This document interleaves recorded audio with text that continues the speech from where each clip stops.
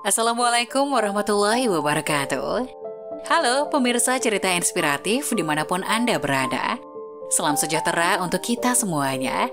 Semoga kita semua dalam keadaan sehat dan tetap dalam lindungannya. Kembali lagi dengan kami di channel Cerita Inspiratif, di mana kita akan berbagi kisah-kisah inspiratif penuh makna untuk Anda simak.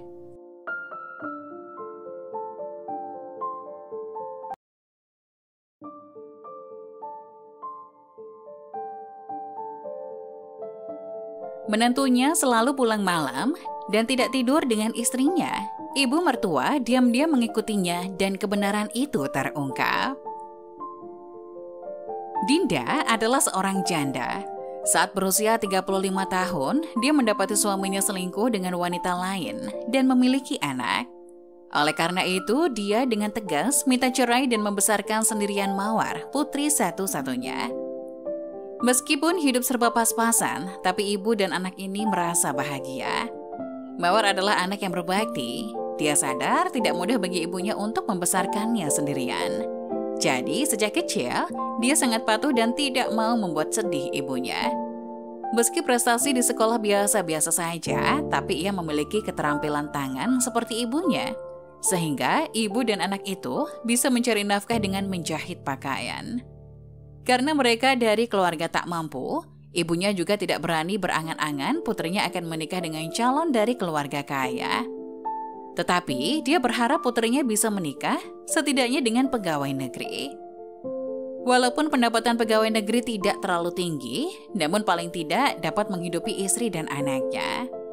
Namun, Mawar justru tertarik pada Doni, seorang petani muda yang sederhana. Orang tua Doni telah meninggal, mewariskan sebidang sawah untuknya yang ia andalkan sebagai mata pencaharian. Dinda bukannya tidak suka sama Doni, petani muda yang disukai putrinya. Tetapi, dia berpikir pendapatan petani tidak stabil. Saat cuaca buruk atau diserang hama, maka akan gagal panen dan sekeluarga harus kelaparan. Dinda sangat menyayangi putri satu-satunya itu. Dia tidak ingin putrinya hidup menderita. Karena itulah dia menentang pernikahan mereka. Mawar yang selama ini selalu menuruti apa kata ibunya, kali ini dengan tegas menentang ibunya dan tetap bersikeras akan menikah dengan Doni. Meskipun ibunya sangat marah, tetapi ia juga tak berdaya dengan sikap keras putrinya. Ini adalah pilihan putrinya sendiri, sehingga mau tidak mau dia harus merestui pernikahan mereka. Dia berkata pada dirinya sendiri, tidak apa-apa hidup dalam kesederhanaan selama menantunya benar-benar mencintai dan menyayangi putrinya dengan tulus. Setelah Doni dan Mawar menikah, Doni membawa serta ibu mertuanya tinggal bersama mereka.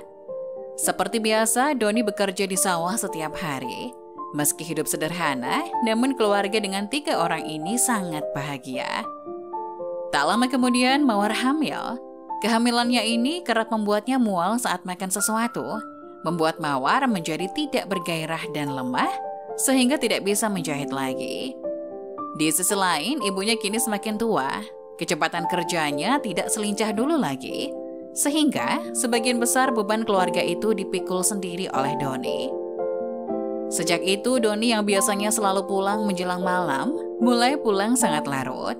Kadang-kadang, Mawar bahkan tidak tahu kapan suaminya pulang ke rumah karena dia sudah tidur. Setelah Doni pulang, ia langsung mandi untuk waktu yang lama dan tidur di ruang tamu. Tidak lagi tidur seranjang dengan istrinya. Semua itu diamati oleh Dinda.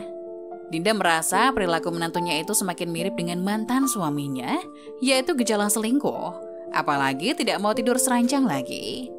Jadi, Dinda semakin yakin menantunya mulai selingkuh. Itu berarti dia tidak punya rasa cinta lagi pada istrinya. Dinda bisa menerima menantu miskin, tetapi tidak bisa menerima perselingkuhannya. Apalagi putrinya sedang hamil.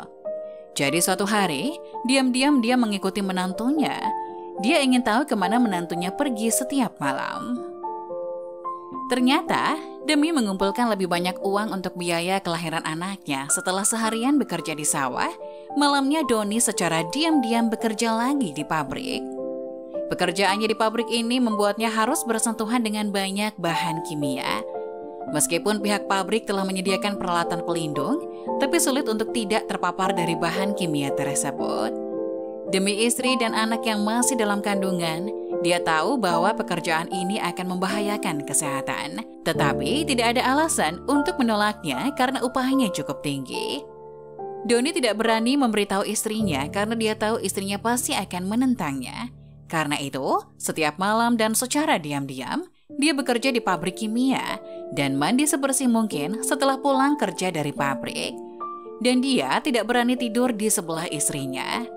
Khawatir bahan kimia akan membahayakan istri dan bayinya, Dinda seketika sadar telah berprasangka buruk pada menantunya itu, kemudian meminta maaf kepadanya. Setelah berdiskusi, mereka tetap tidak setuju Doni melakukan pekerjaan yang penuh resiko itu. Mereka merasa bahwa tidak harus kaya baru bisa membesarkan anak. Setelah kejadian ini, Doni akan membicarakannya dengan keluarganya terlebih dahulu, agar tidak menimbulkan kesalahpahaman. Dinda juga sangat senang dengan menantu laki-lakinya ini, tidak lagi curiga dan berprasangka buruk. Akhirnya Doni kembali bekerja seperti biasa, menggarap sawahnya. Saat senggang, dia bekerja sampingan di sebuah restoran sebagai pencuci piring dan bisa membawa pulang sisa makanan dari restoran saat pulang kerja, sehingga bisa menghemat biaya hidup keluarga sehari-hari. Terkadang, sesuatu yang tampak di permukaan itu tidak seperti yang kita bayangkan. Jadi, jangan buru-buru menarik kesimpulan semu. Apakah Anda menyukai video ini? Jangan lupa untuk membagikannya pada teman Anda. Terima kasih.